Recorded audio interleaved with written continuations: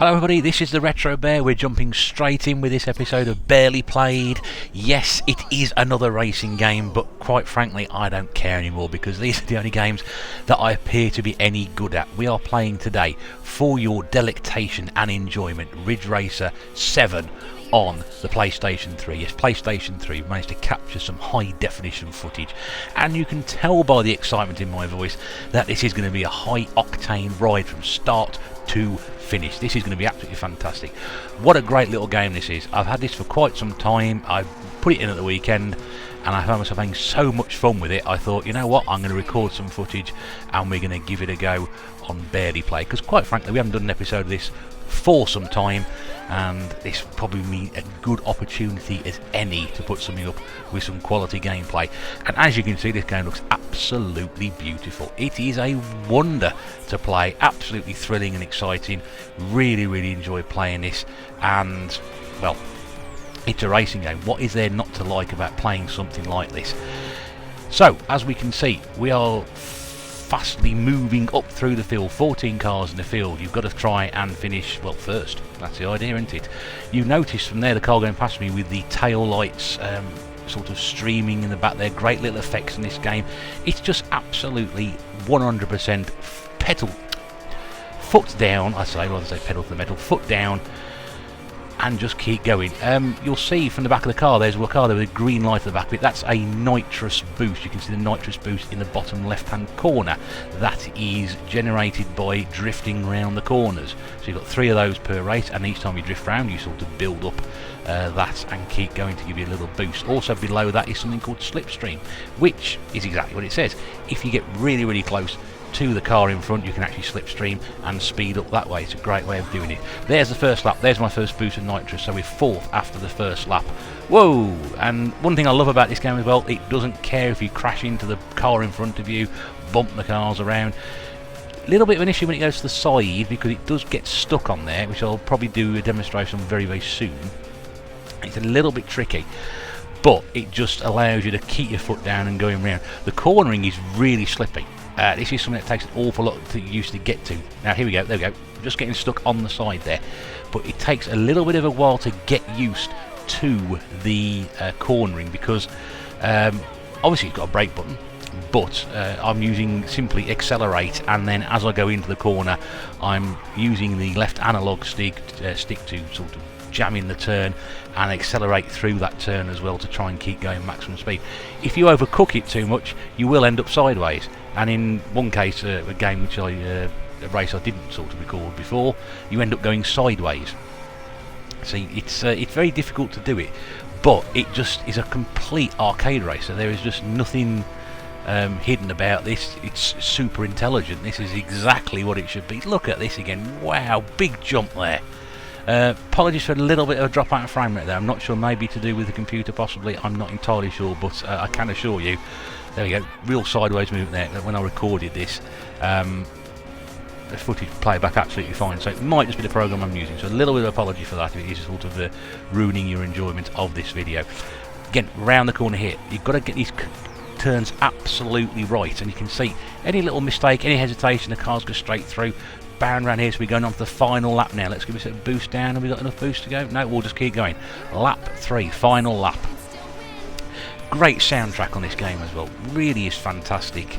So many decent choices of music to go through. You've obviously got that female voice in the background shouting out useless comments like "go faster" and "woo" and "the nitrous available," etc., etc. Not really quite sure why that's there. It doesn't add anything to the game for me, but oh, that's it, there we go, the sideway, you get it wrong, this is exactly what happens. It handles like a bar of soap. It is absolutely ludicrous, which is what I love about it, because there's nothing, you know, games like this, it shouldn't happen. You know, if you're playing something like Gran Turismo, or you know, Formula 1 simulator, if you're straight into the wall or off the track and whatever, I'll just bounce off the wall there, nothing wrong with that at all, you keep going, and that's what I like about it. It's very generous in the fact that it doesn't really care whether you're any good at these games or not. You just have as much fun doing it, and like I said, if you played a Ridge Racer game before now, you'll know exactly what I'm talking about, and this is just, a game. I think I paid, what, £1 for this game, something like that. If you find a copy of this at all, I don't think there was a version of this on the Xbox 360. I'm pretty sure there was only the PlayStation 3 version that came out. I think Xbox got Ridge Racer. Lots of Revolution. I know I've played it, but I just didn't get as much fun at that game as I've got out of this one. This is just, sort of captured my spirit of playing games. We've got really good cornering going through there. We're currently in second place. We're probably, again, top left-hand corner. You'll see the track. That white dot indicates where the start-finish line is. You're the blue triangle. The red dot is the car in front of you. Oh, it's a real slowdown on this here, isn't it? Really struggling with the computer. Go on. So, can we get the boost to finish? And we finished second. There we go. But that was a lot of fun. My second lap was a lot slower than my first. Was slightly slower than my first one. There we go. So, rank second. Okay, that's not too bad. I'll take that because that was actually the second time I played that game. First time, I think I maybe finished 4th or 5th. I can't quite remember. And this is taken from my first playthrough of this game, so I had a few goes beforehand on some of the warm-up tracks, and then sort of jumped straight into the arcade and sort of had a go. We didn't go around Industrial. I skipped Industrial Drive, or did I? No, I did. It's Ruins I played later on. Great number of tracks there you can see. Obviously you get a choice of cars, and you get a choice of music as well from there, so we'll stick with the same car as before.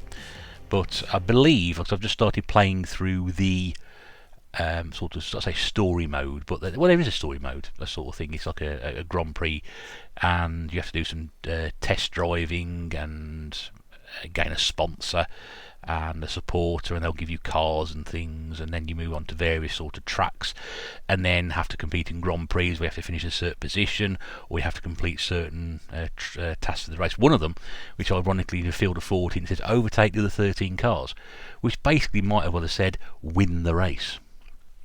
But you only get 14 cars in that particular race, and I can never get past the final car. Every single car I can overtake apart from the one that finishes in front of me. It's annoying. It really is very, very annoying. But that's how it is.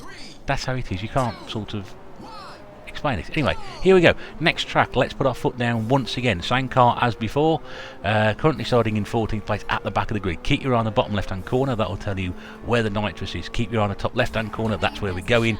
Keep your eye on the bottom right-hand corner, because that is your speedometer in kilometres an hour. Now this one is, I can't remember, this is the first time I've played this one. I played that first track a couple of times, and this is the first time I played it. No word of a lie, first time I played this particular track. So we'll see how we get on. Nice cornering there, you see. Lots of, good speed on it. A lot, again, nice backgrounds, of course, the racers of that time. Burnout Paradise, for example, which reminds me very much like that. Just a simple, the styling, the setting, the city setting of it is really, really good. But yeah, having played Bridge Racer games before, I've always been very impressed with them.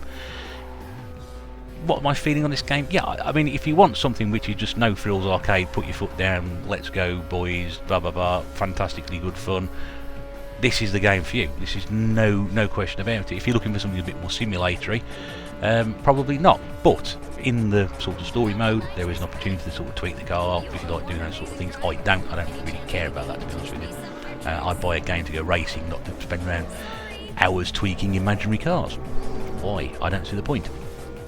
I've got a control pad. I've got a control pad in my hand. I've not got a steering wheel or something.